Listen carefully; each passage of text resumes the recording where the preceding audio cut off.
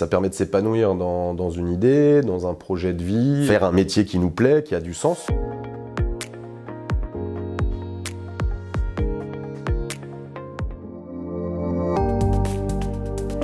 Ça trottait dans ma tête, même avant de rentrer à Polytech. Suite au diplôme, j'ai un peu travaillé en tant que consultant, mais cette envie d'entreprendre était toujours là. Et donc du coup, l'opportunité au moment de la loi Grenelle s'est présentée de pouvoir créer cette structure. Je m'y suis lancé avec appétit.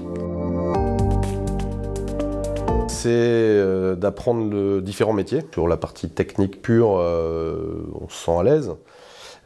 Par contre, l'entrepreneuriat touche le marketing, la communication, la gestion d'entreprise, la comptabilité, entre autres.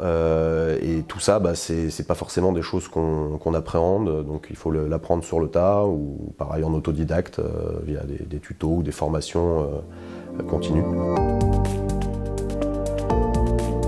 C'est de s'accrocher à son idée, à son rêve, parce que on n'est pas forcément nombreux à vouloir entreprendre. C'est être conscient que ça va pas se faire du jour au lendemain, qu'il va y avoir beaucoup d'écueils, beaucoup de gens qui sont pas forcément aidants, et donc s'accrocher à son idée et la volonté d'être patient.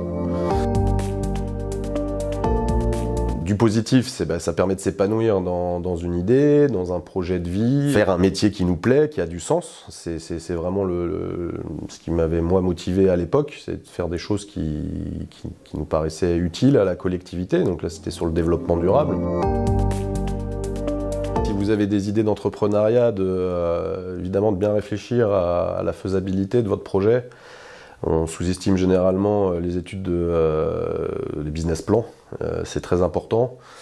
Un petit exemple, c'est que quand on a voulu créer la structure en 2009, c'était le sujet du photovoltaïque, sauf que le photovoltaïque, on a pressenti qu'il y avait un problème de lobbying, et on a bien senti le coup puisqu'ils ont arrêté les subventions à ce moment-là. Si j'ai vraiment un conseil à vous donner, c'est bien de se préparer, d'anticiper, puisqu'il y a énormément de choses à prévoir.